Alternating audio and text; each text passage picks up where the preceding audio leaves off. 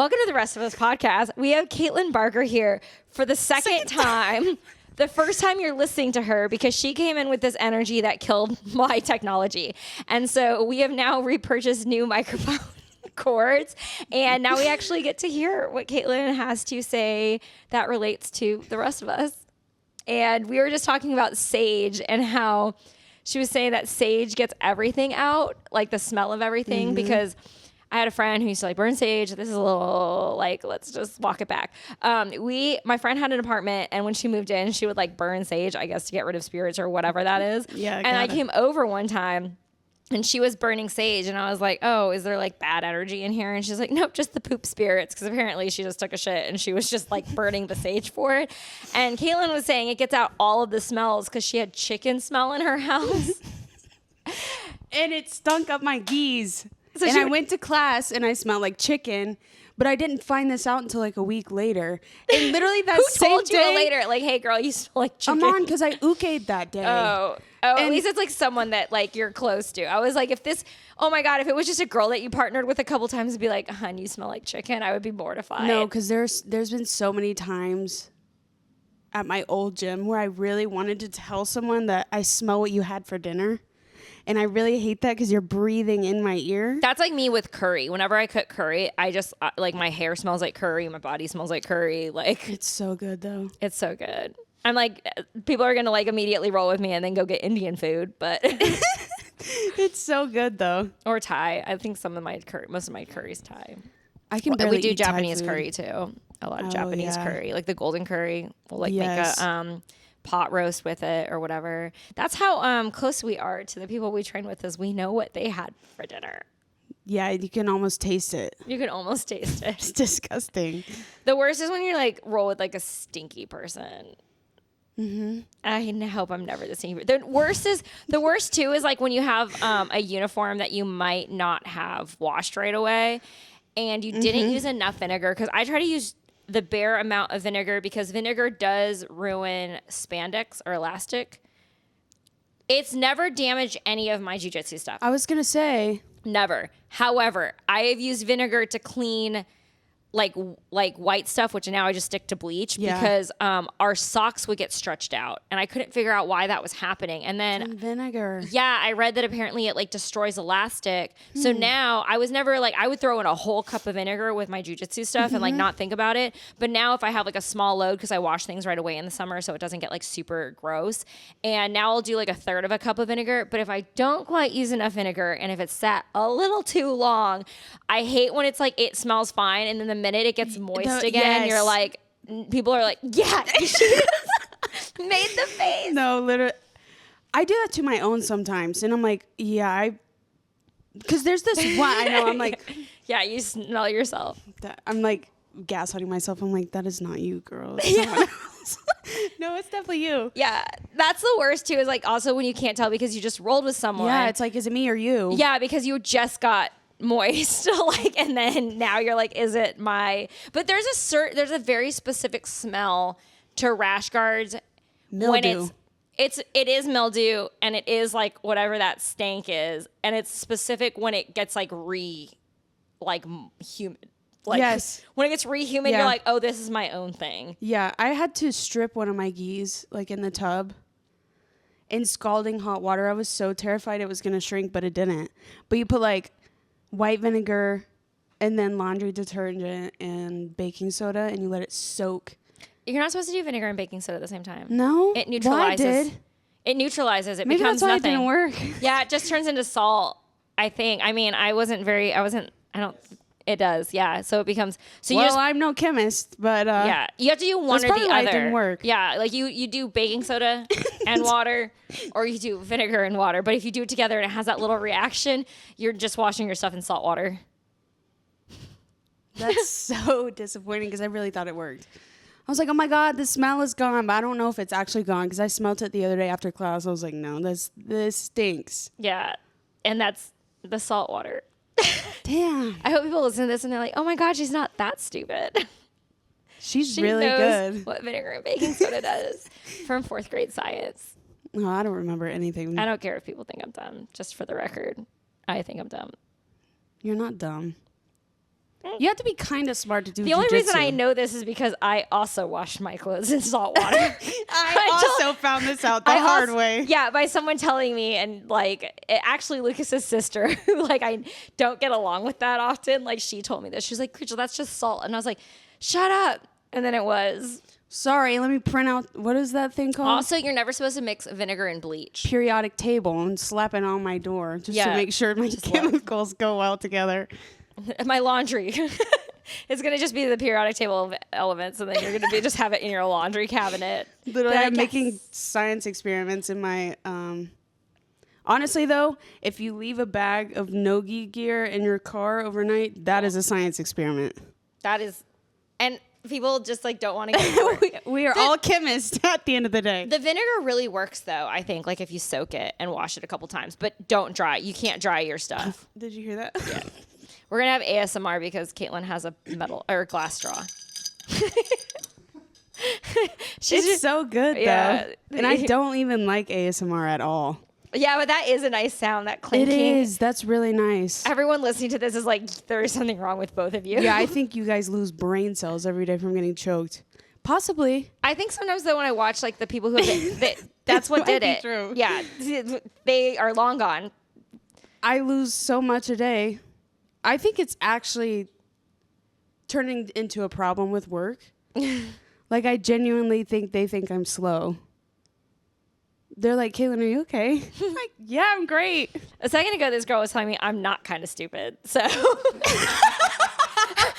she tells everybody she's missing brain cells. Like, hey, you're really smart for you.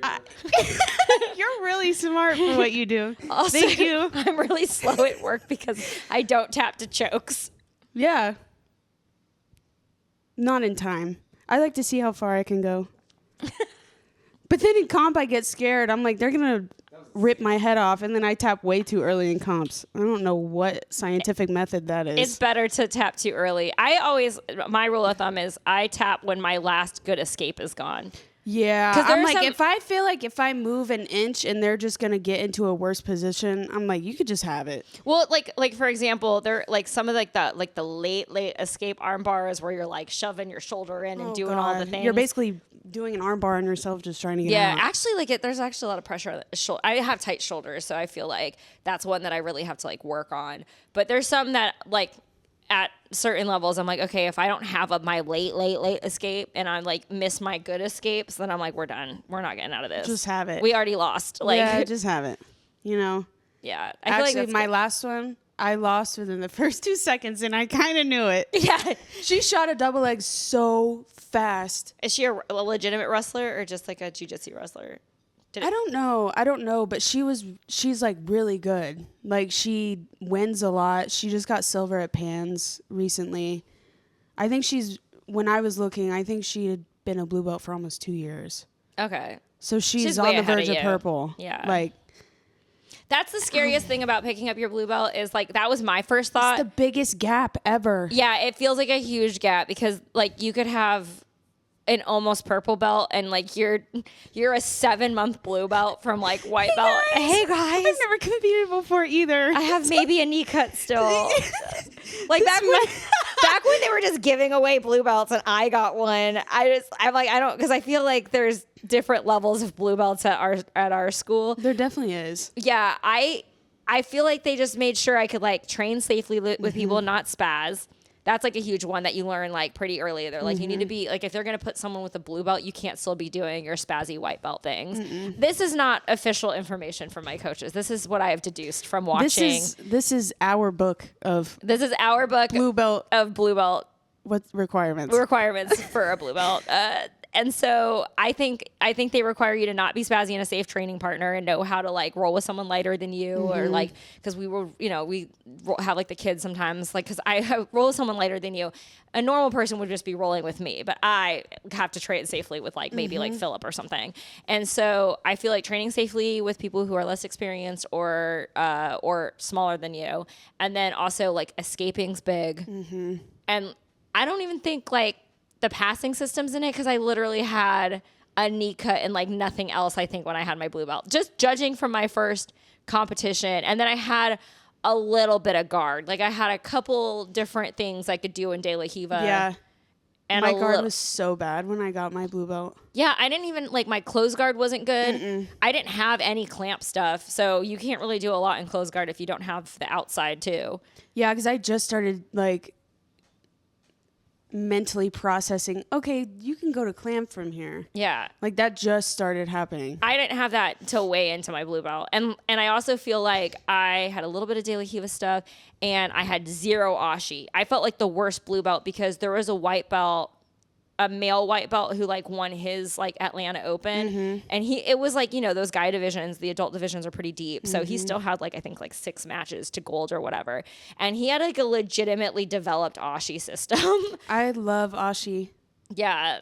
It was like an AOJ level, like ashi system. It was like watching a yellow belt from, you know, who's trained for a few years, like doing an ashi system. Because I mean, if you're like a 7-month white belt to blue belt, like you might not necessarily have that. No. Unless you're, you know, one of the crazy kids who like does all this stuff. But if you're just like a normal person going to like 2 classes a week, like you don't have a pretty developed. So I'm trying to think of like which this is where I get why some schools do the tests. Like, to an extent, I do get it. Yeah. Do I think that they should be charging you for this test? No. Charging you for privates to prepare for the test? Yeah, that's not like, I'm not saying that, but I do think that when a school is like, this is what we expect to represent a belt from this school. Because sometimes I think people are like, I don't really know why that person got a blue belt and I didn't get a blue belt, or like, and I don't think that matters for most people, but if you're just like a hobbyist and you need some kind of promotion to keep you going, because I know that it's important for the kids, because kids, I mean, that's why they have 16 million belts. Yeah, because their parents were like, we're either going to put them in jiu-jitsu or karate, and they're like, karate's got more like instinct, you know, not to say anything bad about karate, but karate does have more belts. Like I actually trained, my very first gym that I trained at for a few weeks was like kind of like a self-defense jiu-jitsu program inside a karate gym. And they kind of had a very tiny like kids program, and kids would come in and like the kids would literally be like, I want the belt, and then go join the karate program in the same gym. Yeah. Can you imagine putting a kid in jiu-jitsu and they're at their white belt for like 7 years? Yeah. Until they turn 18. I mean, sometimes you talk to kids and they're like, I trained for like 5 years, and they're still like not yellow belts. Yeah. Like you're surprised that you're like, oh, okay. I don't really know how the kid system works, because I don't sometimes either. I just know there are green belts who are like, you feel like a purple belt. Yeah. You know what I mean? And then like, you know, there's like juvenile blue belts, and you're like, well, you're scary too. So I don't know. Yeah. They're all scary. Yeah. They've You're been like doing half, it longer than half me. of this blue belt I had a 9 to 5, okay? Like I couldn't Literally. go to classes. Literally. I'm like, I'm getting off work going straight to jiu-jitsu. And you're like, I'm too tired and didn't. Like I only Yeah. trained 2 days a week for like the 8 months that I worked at the doctor's office. And that was like, and 2 days a week, it was like they were both open mats basically. And like maybe I would take like Devin's women's class or whatever. But I was doing like Friday night, which was still an open mat at the time, and then Sunday. And then if I was lucky, I would take the women's class on like a Saturday morning. But that was like my training for like 7 months of this blue belt. yeah, because jiu-jitsu is like a second full-time job for me. Like I was thinking about it earlier. I'm like, I get off work, I go straight to class. I'm there from like 5 to 9, 30, 10.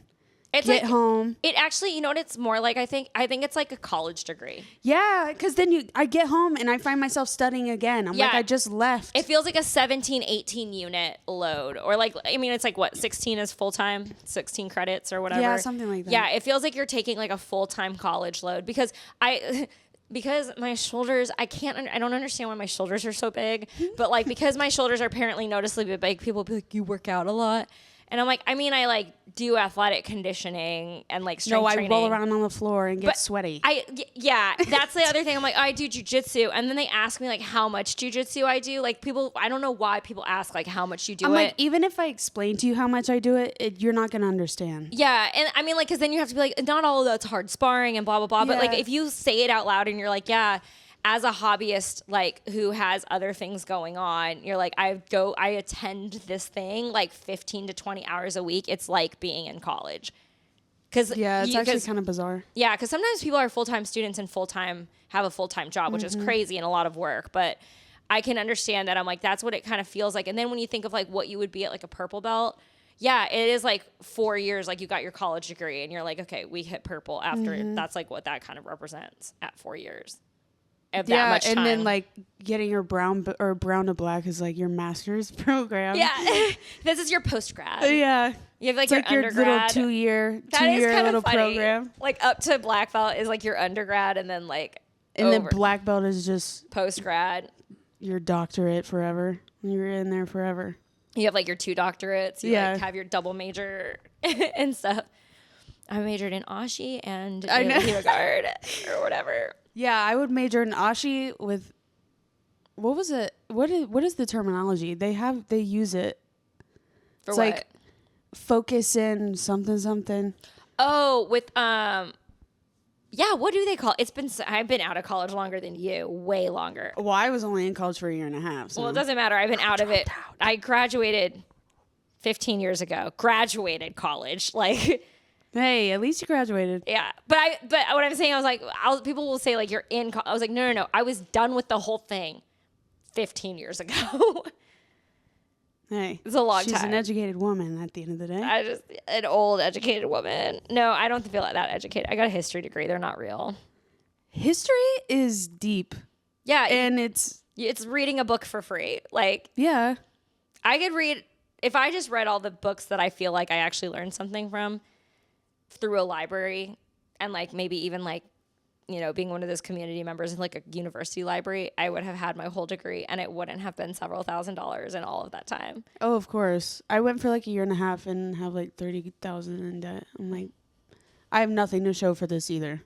Even with that, I'm like, better 30,000 than 120,000. Yeah, I'm like, at least I you would really be clocked in. I said, I don't thing. think you should be here, girl. And then I left. Girl, this ain't for you. Yeah, where did you go? Georgia State. What? That state school cost that much? Mm-hmm. I'm pretty sure Georgia State is like one of the most expensive like universities in the state, like public universities. I think because it's downtown, and like the dorms were. Is it for sure the tuition? Public, though? Yeah, the tuition wasn't bad. It was the housing there. Okay, that's fair. And I think it's crazy like that you borrow money to like stay somewhere. That the only debt I had from college was also from housing. Yeah, it's so like to stay on campus there. I think the cheapest option I had was like $9,000 a semester, and it was an old motel building, and I had 2 roommates in a hotel room. Did they make you buy a meal plan? Yes, and then you had to buy a meal plan, and you had to pay for your car to be up there. I did not have a car. The parking for like the first year. Neither did this girl who used to train with us, who monster blue belt, and then she was like a juvenile blue belt who like went to college and then was like an adult blue belt. So she had like a lot of jujitsu for a blue belt, but she also did not have a car, and her biggest training situation was like even making it to class with no car. Yeah, because Ubering to class, like that adds up. Oh my God. But then also, so does the parking fee at college. Like, it's so bad. Eventually I needed a car because I got a serving job in Buckhead, and I was like, because I ran out of. Pay good? Oh yeah, I mean, I feel like I made good money there for my age and how much I worked, but I had to get a job because I'm like, I ran out of all my graduation money that I got out of high school. That's tragic that I went to just that. Like, I know. You could have just taken like a European summer and then not. I really could have. Just lived at home. Like, can you imagine the European vacation you would have for $30,000? Amazing. Yeah. But here I was suffering in Atlanta, crying on the streets. Maybe she is missing brain cells. Just a little bit. I was literally on the streets crying. I'm like making friends with the homeless people at 12 o'clock at night because they would walk me home from my car because I ended up having to park like 3 blocks away from my dorm, and I would get home so late. Yeah. So I literally made friends because they were always on the corner. I don't know if you guys know this if you're listening and you have not been to Georgia State, but it is downtown where like no one goes. And it's spread out. It's so spread out. Like some like solo person or company just bought like 8 blocks of downtown. That's how much of a mess 9. They bought 9 blocks with all those buildings of downtown to develop because that's why there's a university down there, because obviously the buildings were cheap. Old motels, all the things. I was like, this is such a freaking scam. Literally, there was like a known thing. If you had to go from this, I don't remember what building it was, to the Adderhold building. And a lot of us as freshmen, we kind of had the same schedules because they put you in like these little cohorts basically. And you have class with all the same people. And we would it was like a known thing. If you had to go between these two buildings, you had to run. Especially if you had like a strict professor that wouldn't let you in. So you would have to, I would be running in the rain, drenched, soaking wet. It's right next to MARTA 5 Points. Yes. Yeah. This is 5 So Points. 5 Points, This Georgia State we have, right there next to each Yes. so what Lucas is saying, and you can't hear it because he's not mic'd up.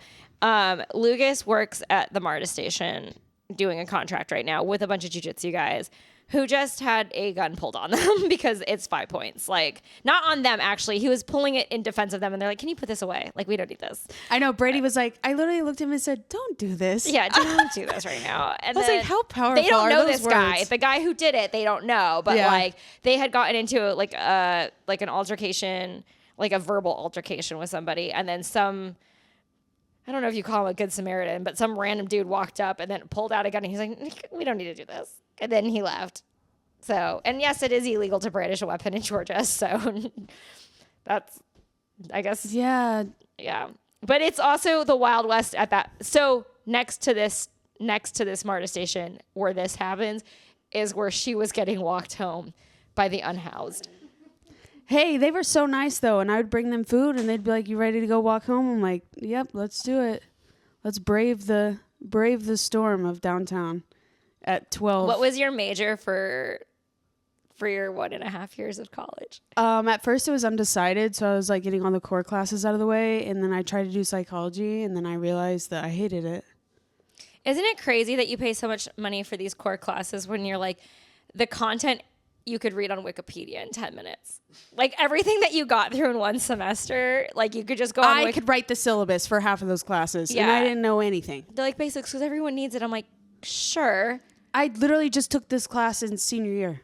Yeah. Why am I doing this again? Yeah, I had done calculus in high school, and then, or I went to also like a junior college in between, like one, and then, or between the college that I started at, the college that I graduated at, and they made me take like a nature of mathematics class. What is even that? 2 + 2 in the forest? And That's how what I tree- thought. like, It was what is actually kind of like a reasoning class.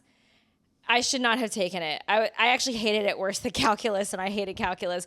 But it was like, it would have problems. Like, if you hate word problems, this is not the class for you. But it would be like if you had a barrel, and you always put 2 balls in and pulled 1 ball out to infinity, how many balls would be left in the barrel at any point in time?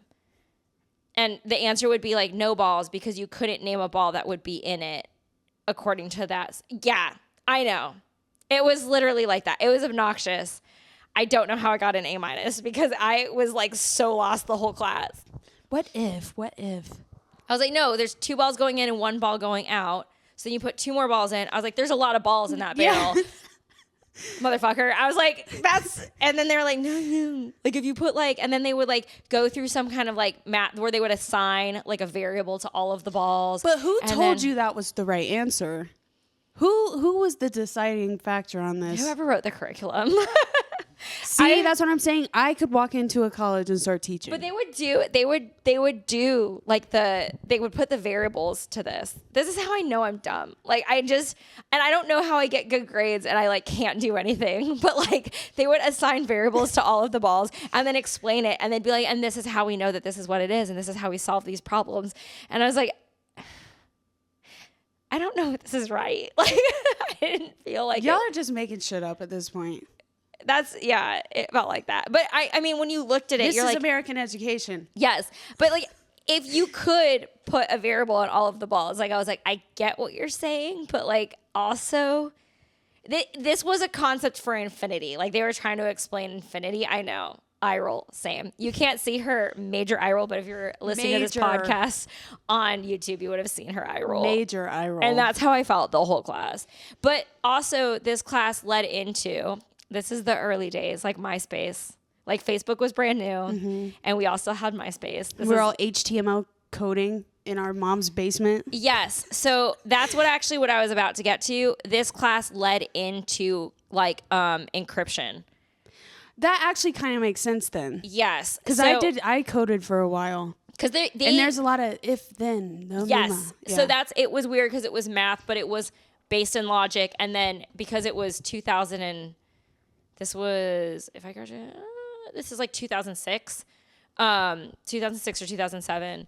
They basically, like, I had done a project on encryption before they were calling it coding. Because, like, I had a dad who, like, worked in computers. And now I would say, like, oh, he was in tech or coding. Mm-hmm. But no one used that language. I think, like, back when I was, like, in school, I was just like, he's got, like, some kind of computer job or, like, whatever. I don't know what he does all day. He just clicks all day. He just clicks all day. And he was actually doing, like, he was doing database, so he was doing like back end developing. Mm-hmm. Again, these are all words that like SQL. yeah, it was Oracle actually. Oh. Yeah. But it was like I was like I didn't really understand computer languages. I didn't understand any of that, and I still somehow did a project for this class on encryption.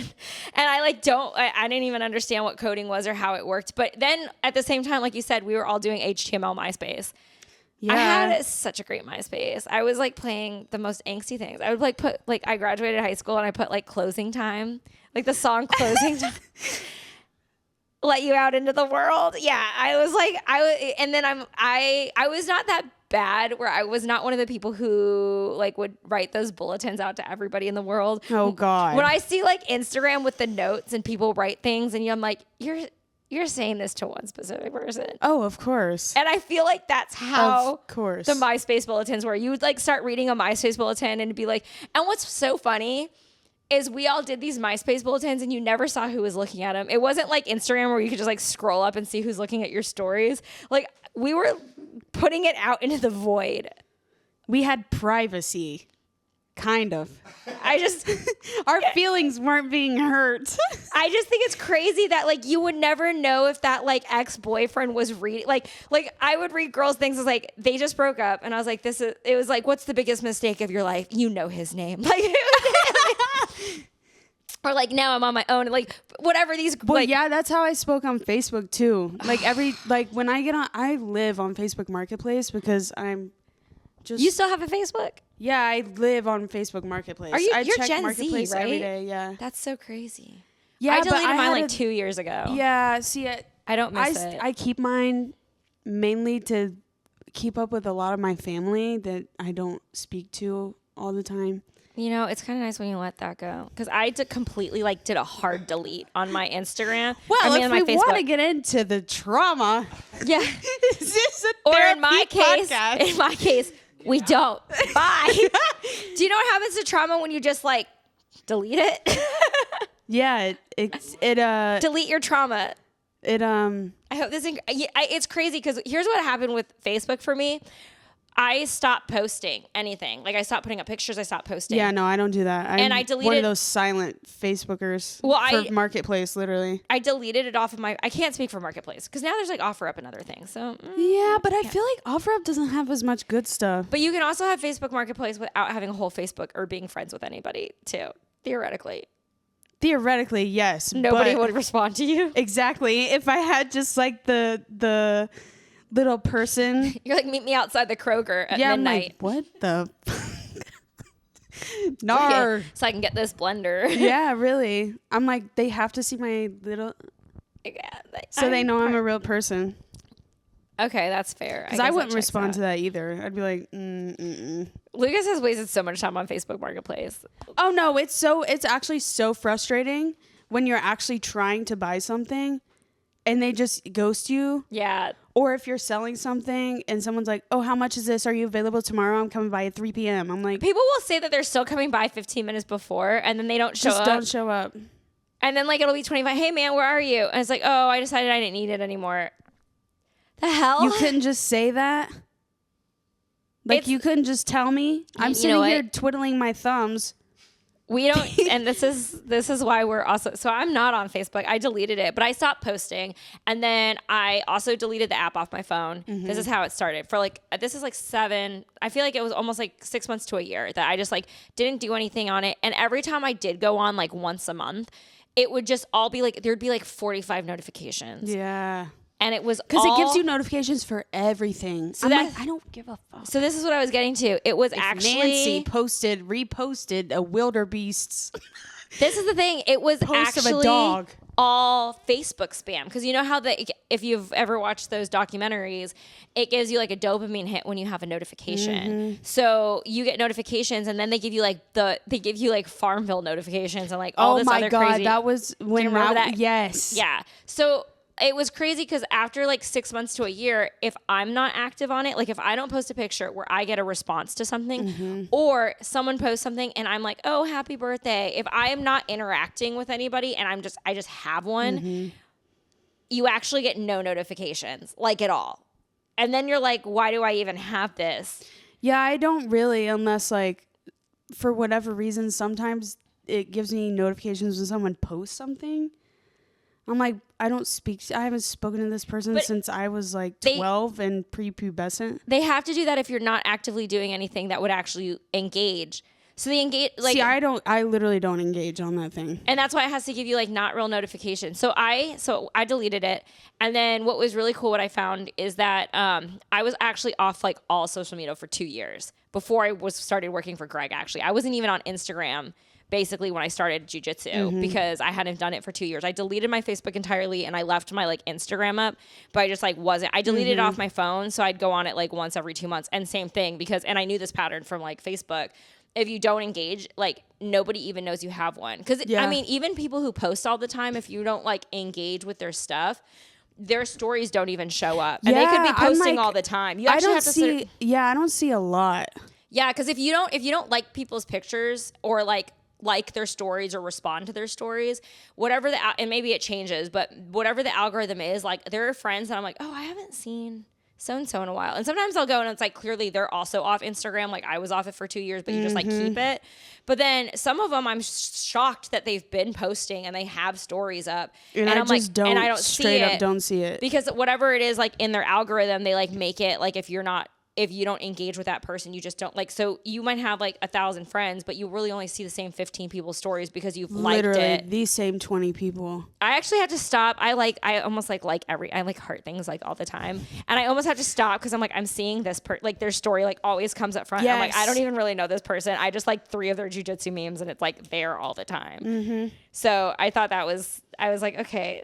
But this is what's the funny thing about Instagram is like you would just like never also know. And what I realized from not being on it, because 97% of the reason I use Instagram is I use it for the DMs. Like I message people on there. Yeah. And I don't know why like I use it, but when I was off Instagram, I just had everyone's phone numbers and that was really nice. It was actually so lovely. I know. I even find myself, even though I have someone's phone number, I DM them on Instagram. I'm like, okay, well now you might be making yourself look weird because you definitely have their phone number. Okay, this is also they're probably like, what the hell? This is also what's weird after, what is it? Like we've had like social media for now like 15, almost 20 years if you count Zanga. Like if you count Zanga. But I think that like there's something that feels more personal about a phone number.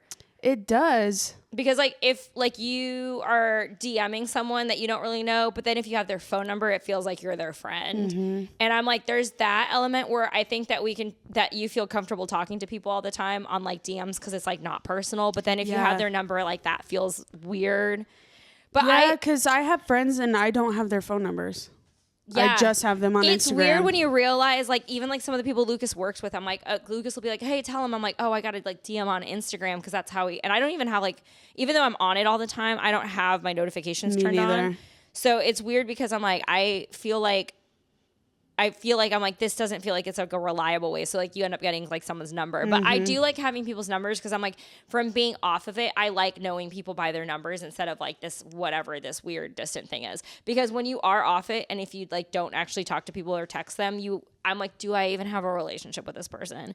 Because there are some friends that I'll like meet for like twice a year for coffee. Like I have like actor friends that like I will like make a point. We'll be like, hey, I haven't seen you. Let's catch up. And like so much has happened in a year or whatever for them. And it's nice. Almost like the podcast. Like they show up and I'm like, wow, I haven't really talked to you in so long. But and then we'll get coffee and I'm like, I at least, but it's weird because I also realized I was meeting up with people in person way more when I wasn't on Instagram. And because you feel like you don't see anything of what they're doing. Yes. And that's the other thing is I have friends who who are on Instagram a lot and post a lot, or they're like influencers, like, or whatever. And so they'll post like a whole trip, right? They'll go on a trip and they'll like post it.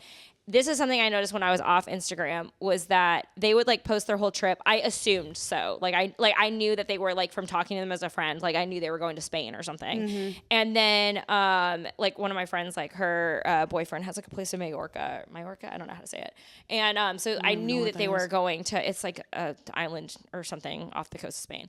And so I knew that they like were going, and then I would like ask her about it. And I feel like the way that the conversation was, it was almost like, because you've already shown everyone that you were there, what they did. Yeah, or you shared it, you feel like I don't know if they just like didn't believe me that I didn't see it, but I'm like, no, I'm really not on Instagram. Like, you mentioned you were going. Like, I'm actually genuinely asking you about your trip, but because they shared it, it's like almost like they thought you were pretending that you weren't looking at it. Yeah. Or something. I don't know. And then the conversation's weirder than if it was just like, hey, how was your trip? And you told me. Or like when someone goes on a trip and they don't share it on the internet, how it's a different conversation than if you like literally shared a story like every like 2 hours, like on your trip to, you know, Texas or something. Yeah, because I noticed that when I just got back from my trip, like I posted a little bit on my story, I feel like, because I'm a story warrior at the end of the day. I don't really post actual photos. I just post on my story. But I posted a little bit, but like not enough to where everyone knew what I was doing every 2 seconds. Yeah. But I also don't like doing that. I don't like blowing up my story. I'm just not one of them. Apparently, like, Instagram doesn't even reward you for that. Like, apparently, if you don't have any gaps between your stories, like, they don't actually show it to anyone. Like, if you just are a person who constantly has like 20 stories, I don't care, because like, if no one sees it, I'm like, it's your fucking app. I don't care. Yeah. Like, I was like, I don't care that someone didn't see my shitty gym selfie that I do for myself. Like, yeah, the people I knew before I started doing jujitsu probably fucking hate what I post, because it's all, because Greg tags you on everything and you reshare it all. It's all just jujitsu stuff now. Yeah. Like, it's getting to the point where I should probably change my handle to something jujitsu. oh God, that's when you know you're really in the thick of it.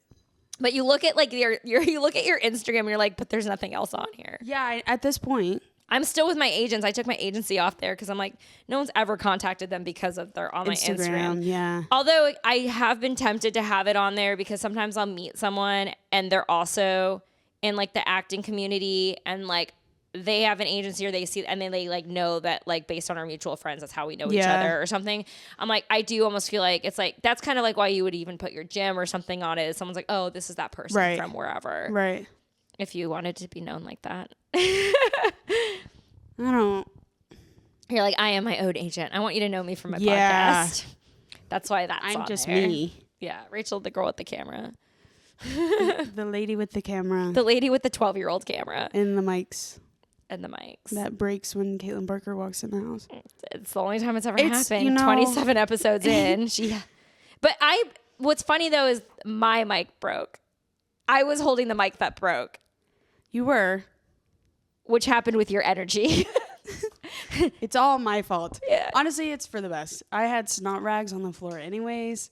That was, I forgot. This time I came prepared. She drugged up before she came. I was literally fighting Benadryl demons an hour before I got here. I was in the car. I was picking up food. I was like, oh my God, I'm literally going to pass out behind this steering wheel right now. But she will not be snotty on the podcast.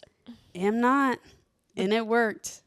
Thank God. Yeah, you're way less snotty today. Yeah, that would have been bad anyway. So this is the downside of us having a bunch of cats. I think we're probably going to do on location podcasts. I was inspired by, he was a guest on this podcast, but Sergio had sent me like some YouTube video, and I was like, oh yeah, I think I'm gonna. Such a good idea though. It is, yeah, and I think. And I I'm feel like, like leave most it in the podcasts comments. do that. Yeah.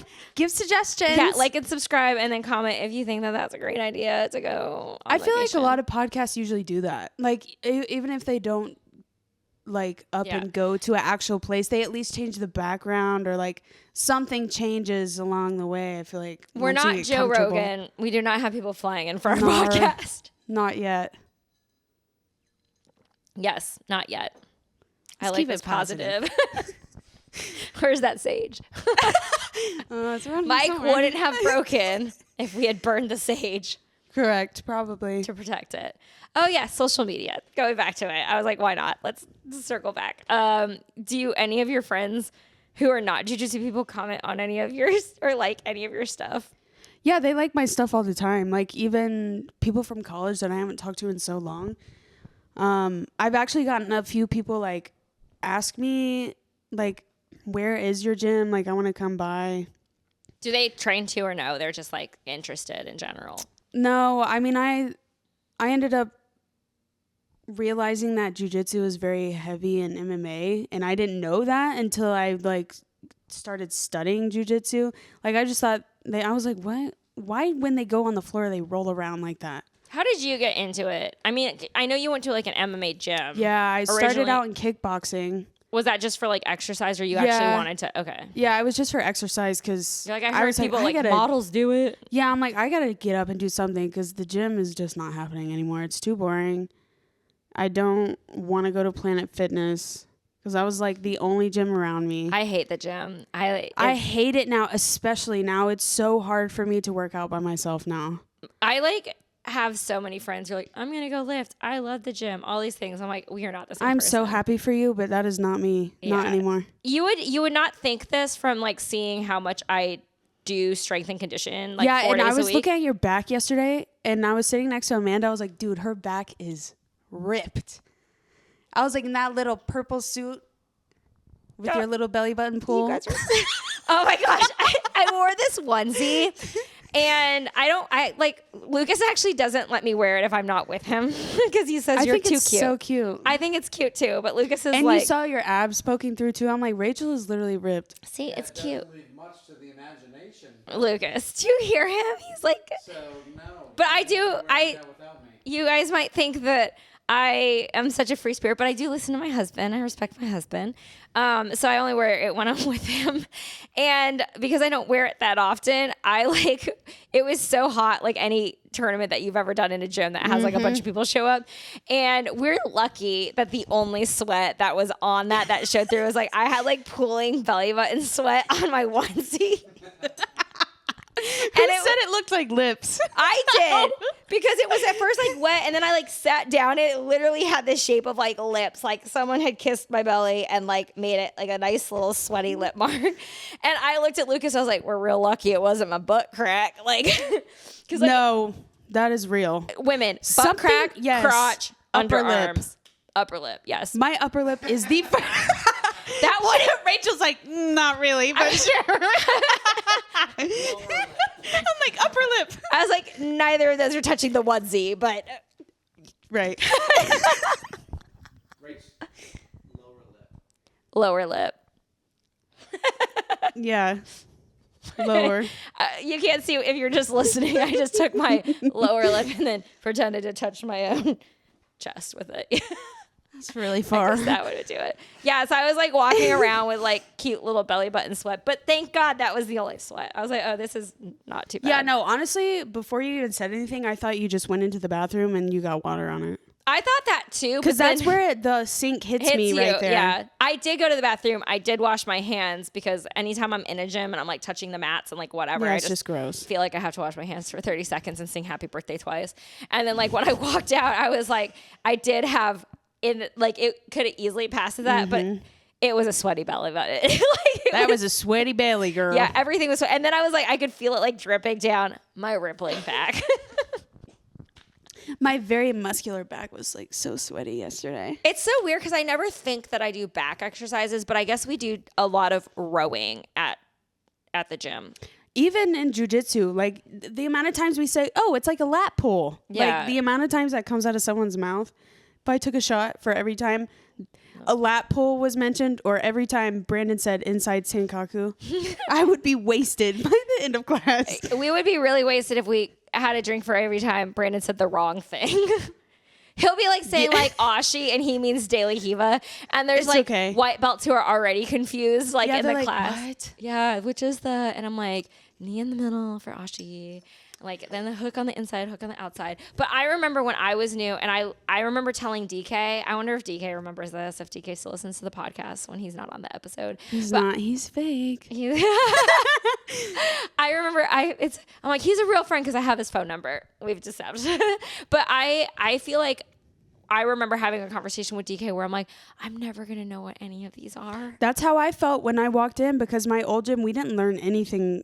I think we learned daily Hiva, but I didn't even know there was an inside or outside. Okay, that's a great question actually right there, because you've trained at more than one gym. And I feel like I started at another gym, but it was like a self-defense, like old school Gracie Combatives program, which is like it was so different. But at least the one that I went to, I can't speak for all of them. But I feel like because you train in another gym, and you're not the first person from another gym that's come to our gym that's like, we didn't name things. What was a class like? I'm just curious, because I'm like, I feel like that would be like so different. It was so different, and the fact that Were they just tasting like, were they teaching like maybe like guard retention where you're just framing and there's like no names for that, but you like know to frame against something? Like, I wasn't even framing correctly when I came to Odyssey. minus the framing, but I thought framing was pushing the person and then away. they tell you, they're like, there's no pushing. Yeah, and then I learned move that you're not yourself. really pushing, you're just literally framing. Like, you're not actively like using your force to push them away. What would like if they taught technique, like what was the format? Like, do you It have was warm-ups? different. Yeah, go through what a class at another gym is like, just out of curiosity. So we did a ridiculous warm up. Was it jiu-jitsu related or no? Yes and no. It was like the typical Like you're doing shrimps, burpees? Just and kidding. then we ran. Then we started like this thing where we would have to run around the entire gym, like in front of all the other classes.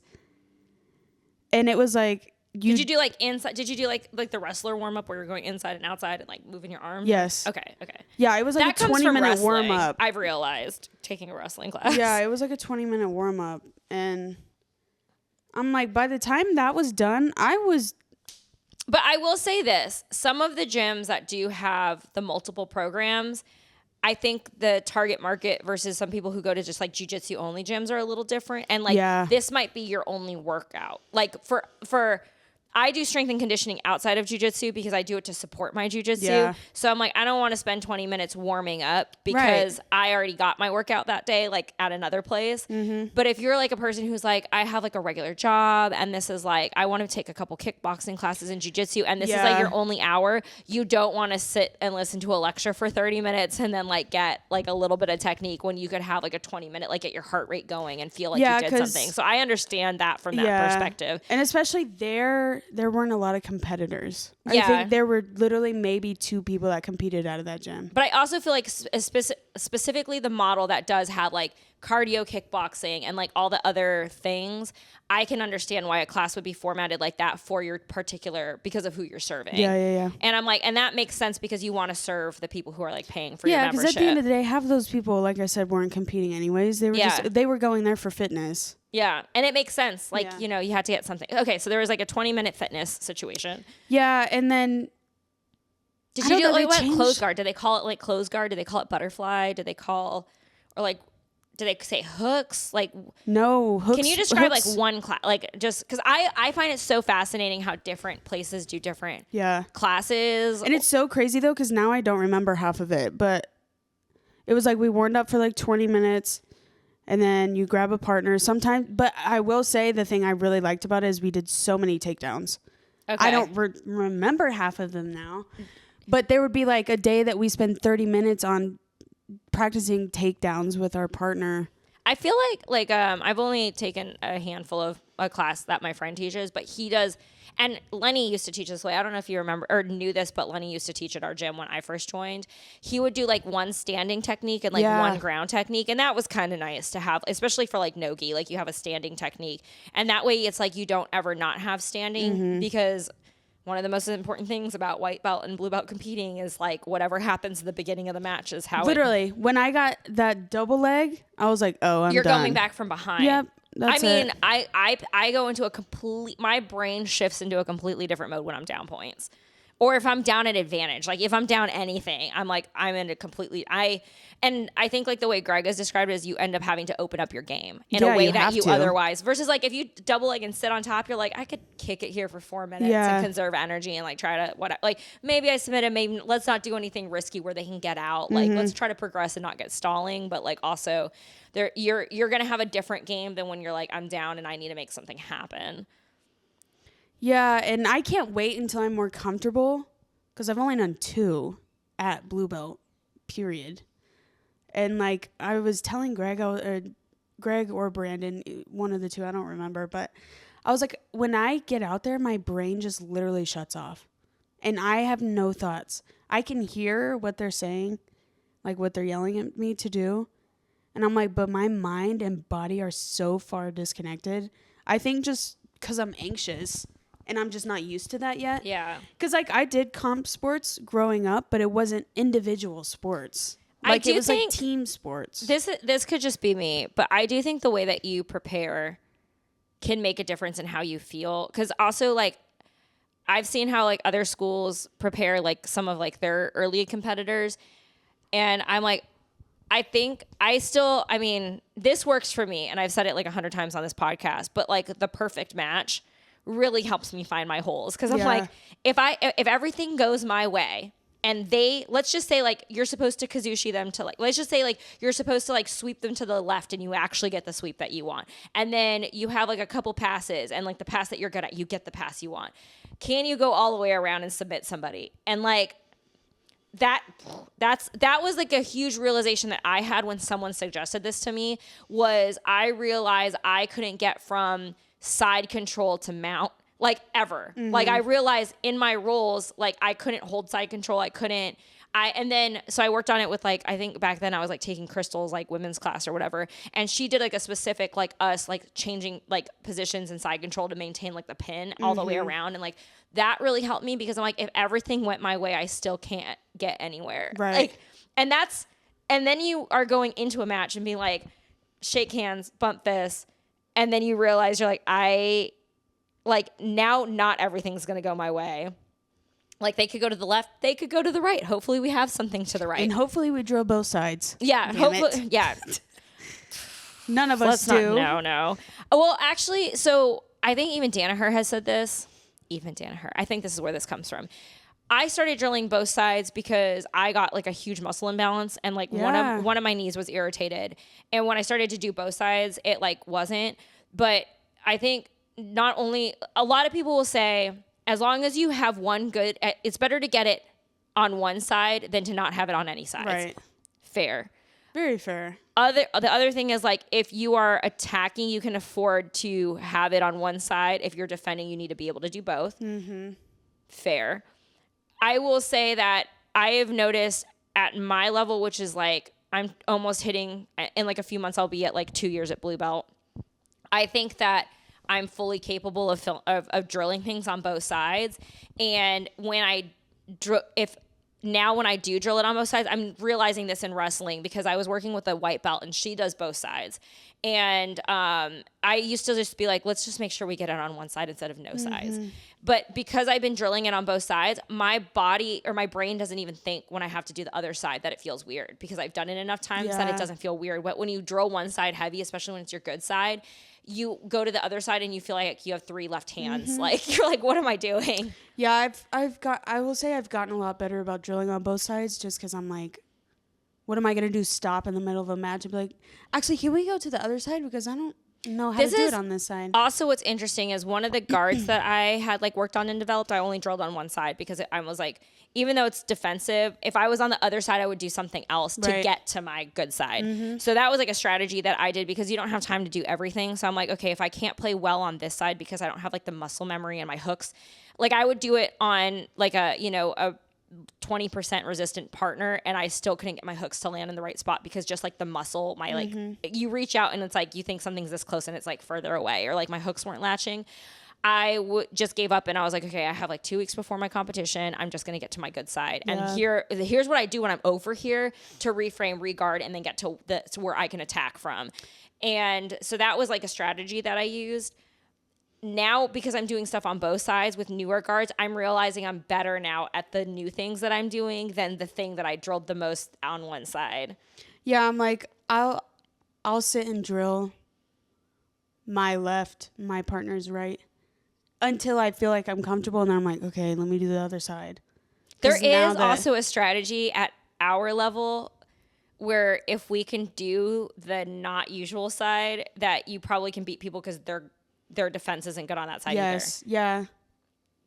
I've heard that. I feel like of my passing, one of the sides that I pass to, which is different than a normal pass that I do on a good side, but I go to the other one when I can't get the thing on the side that I want. That one people don't defend as well against because it's just on a side that I don't think people normally pass on. Yeah. So it's interesting. There's only so much time, but I'm really enjoying taking the summer off of competing because I can do what I feel like doing, which is like, I don't need this to be ready in any amount of time. I can just like do this and like drill it and like follow it through. And I feel like there is a certain amount of you get better very quickly from competing. I do understand that. And you are more realistic about all the things you can do and play because you only have so much time. You like, even now I'm like realizing, I was supposed to like schedule a private, like I have a couple privates that I like want to do. I need to like work on like crab riding and other stuff with like Mon. There's like a few things that I need to do. I'm like going to do a different private on like certain submissions that my other friend does. And when I like go through like my schedule and list of things, I'm like, oh shoot. Like the early bird deadline's about to hit for like the Atlanta Open. Oh my and God, I'm like, I know. felt like I had all summer. I was like, I'm not competing till September. And then I was like, I'm going to take wrestling all summer. And I made it to some wrestling classes, but I was like, okay, I'm going to prioritize this because the kid's in town for summer and then goes back to school. Like he's like a college wrestler. He's going to go back to college. And like, he just like freaking left this weekend. He like went back to college this weekend. Like summer's over. I mean, it's not because like school's getting started so early now. Like when I was in school didn't start till after Labor Day. Yeah. And then like college maybe started the last week of August, but obviously they're going back earlier and earlier. And so he already left and I'm like, wow, there goes that whole summer. And I'm glad I got the wrestling I did. And they're still going to do it and have a different coach, but it's just crazy because you're like, I think the benefit of competing often is you actually are like, you have your whole list of all the things that you want to work on. And you're like, but realistically in 2 weeks, we're going to just fix the one submission. We're going to like fix the one guard situation. We're going to fix this one place I'm getting smashed at. We're going to fix the 3 mistakes I made in my last tournament. And that's all we have time for. Yeah. And it was so weird because I feel like the first time I competed, the biggest thing I took away from that was literally how to breathe. I'm like, because I didn't know Girl, it was going to feel off like and that. like down my inhaler because I also had COVID for the second time, like right when I competed for the first time. And I had a weird asthma situation. I guess this sometimes happens to people. I don't know. Like this was a weird time in medical history, but my doctor I never had any breathing problems in my life. I got put on like a sports inhaler for like exercise asthma. Yeah. And then he put me on like the pill that you take for asthma because it was so bad. And he was like, yeah, sometimes this happens after a cold. And I didn't really need it after like 8 weeks, but I was like on this asthma pill. And I remember like coming off and like downing that inhaler. And I look back at it now and I'm like, that was probably 97% adrenaline. Yeah. Like that you probably just like were not breathing. Yeah. It's weird the fight or flight that hits when you're like and then now I do it like yoga. I'm like, I literally close my eyes when I'm rolling with someone. and try to align your like. Yeah, I'm like, where is my hand? Where is their hand? Like, I'm like pinpointing. I'm like, where's their knee? Has it crossed my hip line yet? Like, are they inside of my pass box? Yeah. Did you hear that? Did you hear that? Did you hear use the terminology? Did you? Oh shoot! I got so distracted by the pass box. Did you ever do yoga? Yes, I did. Okay. I have this thing with yoga and weightlifting that I think is weird with jiu-jitsu. Because in yoga, you would do like, when you do, I don't know, hot yoga or whatever. And when you're doing like is it vinyasa? When you're doing like a sequence, you would do like an 8 count breath. And then you would do like another 8 count breath. And you would like align your movements to the breathing. Mm-hmm. Weightlifting is very similar where you like take your inhale and you like do something on an exhale. The problem with jiu-jitsu is you're doing 3 or 4 movements and you're supposed to remember to breathe. Yes, and you can't breathe each movement, which is different than everything else that you're doing. We're getting Amber Alerts at the same time. There's like crazy sirens outside. I'm so sorry. My podcast studio. Please support me by liking and subscribing, and then maybe we'll have not this audio situation. I don't know, but did you watch Crashbox? No. Did you ever hear of that cartoon? Mm-mm. Every time I bring that up to someone, they're like, what the fuck are you talking about? Because when you look it up, it's scary. Oh. But when I said Passbox, I was like, Crashbox. And then there's the sirens and yeah, the and Amber then a lot Alerts. just happened, and I have a squirrel brain, so. Oh, yes. So the breathing. So because you breathe each movement per breath. When you are doing like a hip escape and you're doing like 4 escapes, you can't be like, you hyperventilate. So I actually think that one of the things that you have to really learn in the beginning is like you start breathing through. And I'm like, I know this is not correct for weightlifting, but I do this because it prepares me for jujitsu. Like sometimes when I'm weightlifting, I'll do like 1 inhale for like 4 things because I'm like, my movements can't be aligned to my breathing. My breathing has to be its own independent thing to stay calm because my body's going to have to execute a lot of different movements and it can't inhale and exhale, or else you're doing so many things so quickly, you won't be able to do it. So I don't know if that like helps or makes sense, but I think that that's also why we had that situation, is because literally your whole life you've been breathing a certain way. Yeah, and then I was a cheerleader, and they're like, "Oh, breathe through your diaphragm." I'm like, I don't even know what that is. Yeah, I don't think I ever did that right. I'm 12 years old. I always put like way not know too what my much diaphragm is. stress on my throat when I sing, and now I still have this like when I talk and stuff, and you see like all my veins. It's because whatever they taught me in cheerleading did not translate well. Yeah, I'm like, how do you expect 10-year-olds to know what yell from a diaphragm? Yeah. Someone please explain. I don't even think I could do it right now if I tried. I don't think anyone would want us to. Yeah, I don't know. It's probably I know that battered. like I took a like I had a voice teacher who would like had like kind of like a loose, like you could tie like a belt and you breathe into all sides of the belt, and that would help you kind of find where. I also can't sing, so don't listen to me. Oh, And on top of that, that's our time. We've hit an hour. Kaitlyn, where can everyone find you if you want to be found? if I want to be found. Do you want to be found? No, I'm just kidding. She's obviously on Facebook Marketplace. Yeah. You can find me on there if you want to sell some cool stuff. Most people advertise their LinkedIn and other things, but Kaitlyn's on Facebook Marketplace. My LinkedIn is boring. I don't really get on that. I'm just on Instagram. What is it? What's the handle? Kaitlyn E. Barker. Spelled with a K. Kaitlyn Barker. Okay. And then you can follow that, and Jiu-Jitsu has taken over her Instagram. Jiu-Jitsu and Frankie. Yes, her cute dog. Frankie Barker. And we're out.